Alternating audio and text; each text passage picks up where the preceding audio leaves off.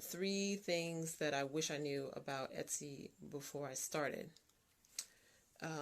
Number one, put up the volume just in case. Number one, I wish I had done some research on to what sells on Etsy, like what's popular, what people like. Because when I first opened my shop, I just put up things that I liked.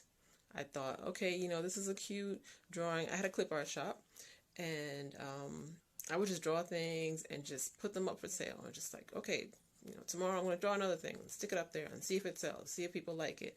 I didn't do any actual research to see what people liked. And the way I should have done that was just by going on to Etsy and looking at the shops that do well, and not to copy anything that anybody does, but to give me an idea of what people are actually looking for. Because, you can have like all the talent in the world, you can make beautiful things, but if nobody is looking for that, if nobody wants to buy that, it's not going to sell in your shop. So that is the number one thing that I wish I had done, was to have done some market research. Number two, I would say that I didn't take the time to fill out my shop, in the sense of, like, Etsy gives you all these different places for categories and things about your products, like the color, the size, but also in terms of filling out your shop, as in stocking it, putting different items in there. I think I started out and I might have had like maybe 3 listings. And if somebody comes to your shop and they see just like 3 things on there, like imagine if you walk into like a real store and there's like 3 things on the shelf. You're probably not going to want to buy anything from there. So stock your shop, like fill out your shop. Once you've done number one, done the research to see if it's something that people actually want to buy, actually fill out and complete all the things that Etsy is asking you to complete. If you're wondering where you can find those things, they have an Etsy guidebook. And you just type in like Etsy handbook or Etsy guidebook, and it's on Etsy for free. They'll tell you like all the things that they want you to have for your shop, and that's like, a good way to get started. I didn't do that when I first opened my shop either. And I also didn't have enough items in there to give people that varieties. They want to see, a variety, a big selection of the things that you have, not just like 3 things. Because if you just have 3 things in there, they might be thinking, well, this person might be closing their shop next week. This doesn't look stable. So that's number 2. Fill out your shop. Number three is to market yourself, to toot your own horn. Toot your own horn in the sense that let people know what you're selling. Let people know what you have on Etsy, because it's not enough to just fill out your shop and put things on there and stock it. Like, people still need to know that you have a shop, that you're selling all these great things on there. The first time I had my clip art shop, I just, put my items on there for sale and just kind of like sat back and waited and waited and waited, and nothing happened.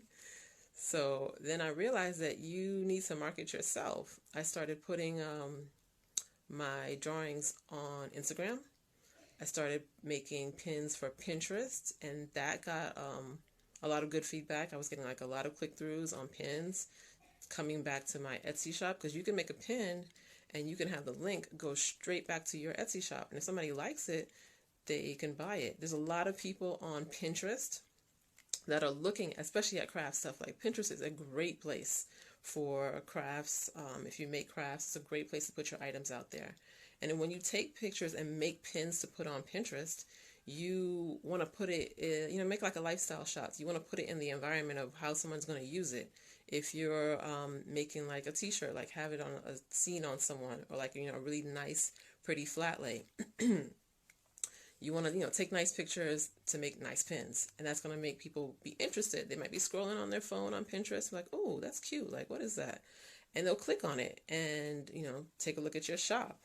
So you can market yourself that way. If your Pinterest is not your thing, you can use, like I said, Instagram. You can have a blog. I also have a blog that people find my articles. And the reason is because sometimes people might be looking for something, but they don't know exactly what they're looking for. They might type a question into Google to say, how do you take care of beaded bracelets? and you might have an article about that. And so they'll click on that article, read your article, and you'll probably have a link to your Etsy shop with a beaded bracelet. If they're looking for that, if they like it, they might buy your product. So number 3 is to market yourself, and you have those different ways. If you're not a writer, if you're don't want to make a blog, you can always have like YouTube is another way, TikTok is another way. So there's so many different ways that you can get people to come back to your Etsy shop. Those are the things that I wish I would have known when I first started my shop in 2017 that I didn't. So I wish I would have done some research to find out what people actually want to buy. I wish I would have, filled out my shop properly.